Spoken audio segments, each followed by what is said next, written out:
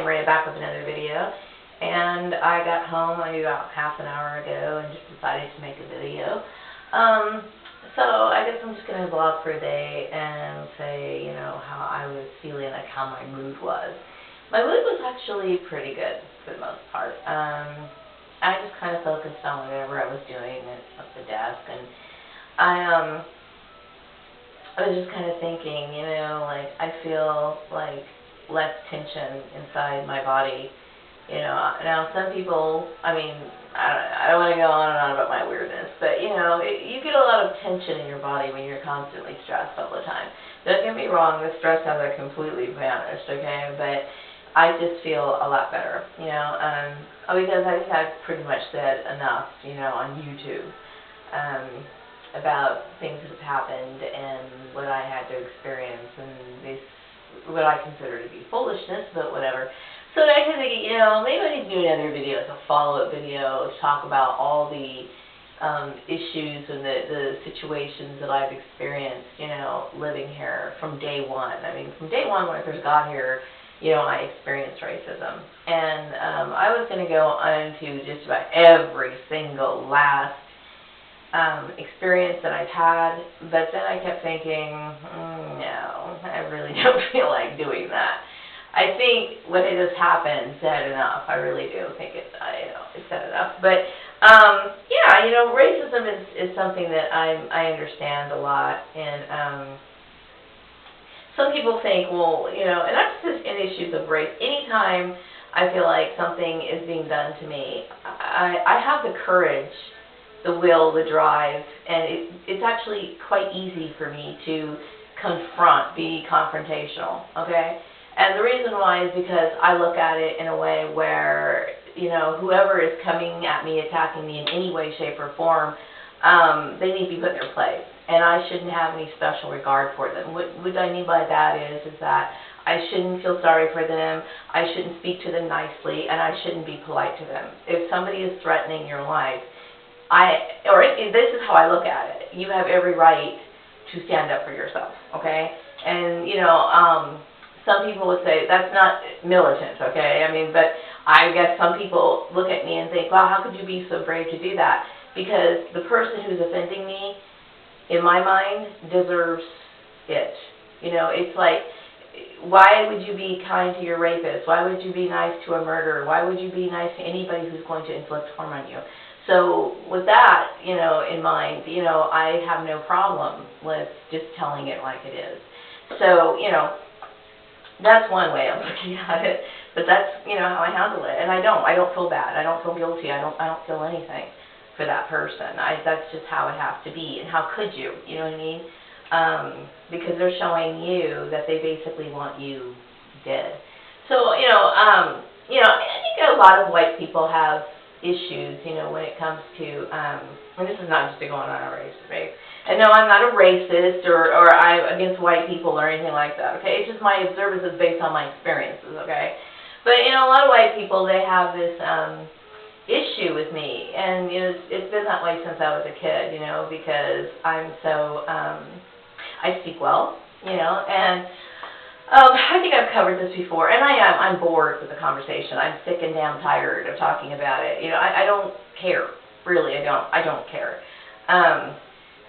The reason why I don't care is because it's happened so often in my life that I understand that this is what drives people, okay? This, like, that anger and that need to destroy and tear down somebody who doesn't look like you. I mean, I've experienced it so much in my life that I don't even really, I don't place any value on what is said to me.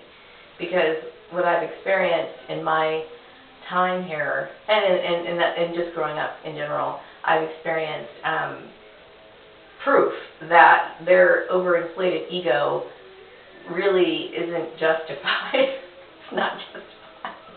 It's not, okay? There are some exceptional white people in this world, and for those people I have great respect for.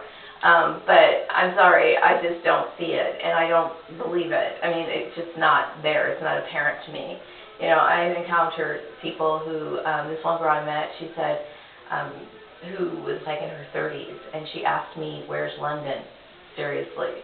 I was asked, like, you know, questions like, "Oh, black people have their period?" I mean, come on. I mean, no, I don't believe it, okay? I don't. And there's nothing that anybody could ever do to convince me that they're superior. What bothers me is that it's inbred in a lot of people, okay? And it makes life difficult for me because I have to survive and eat and live too. So that's my issue, okay? That's really the issue, the very bottom line. But, you know, I mean, maybe one day I'll tell the story about, you know, from when I was first born and my first experience with white people and how it kind of, like, you know, how I traveled through the years dealing and interacting with them. And, you know, maybe that's a lesson or a thing I'll save for, you know, somebody else maybe, but... Or maybe I will write it down or maybe do it in another video, but for today, I just don't really want to talk about it. But I think I said enough, okay? I really have. I said enough. And that's not to stir the pot, you know, it's just like clearing the air, it is what it is, hey, it's my experience. Can't deny it, Okay, so anyway,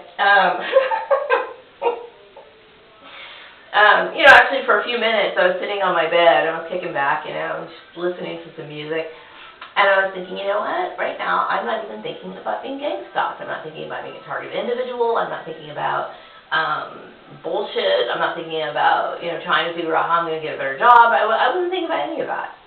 You know, I was just actually listening to the music and enjoying it and, like, getting into it, you know, for, like, once, you know, it's been a long time since I've been able to do that. So, you know, and then also this weekend, and I made like 2 pillow covers, you know, and I made, I think I mentioned in my other video, that's going to be uploaded after the video that's taking forever to get uploaded. So we got 3 videos coming out from Maria today.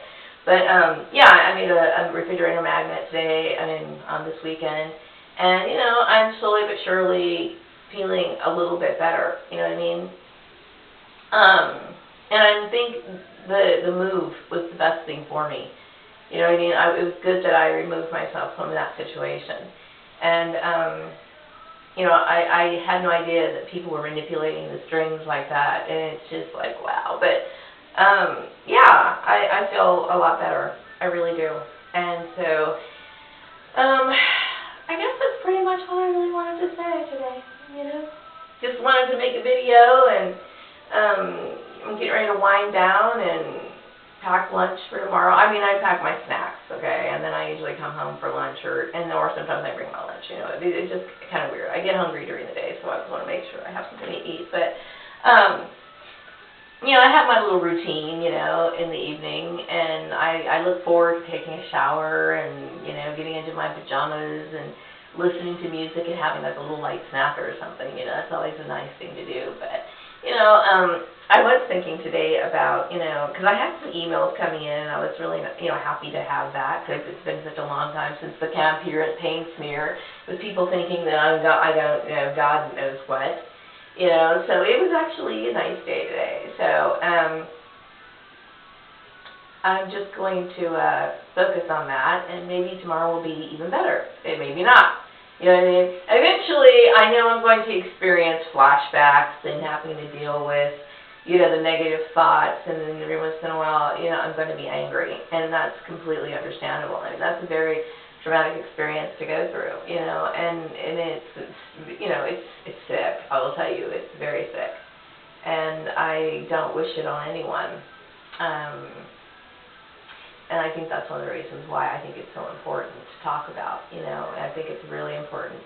And I will never change my stance on that, it's a practice that needs to be considered, because you can't control the reaction of other people. So when you got all these people like listening in and getting involved and believing in different things, you may have had one intention originally, but because other people are involved, they develop their own agendas, however it started, however innocent or whatever.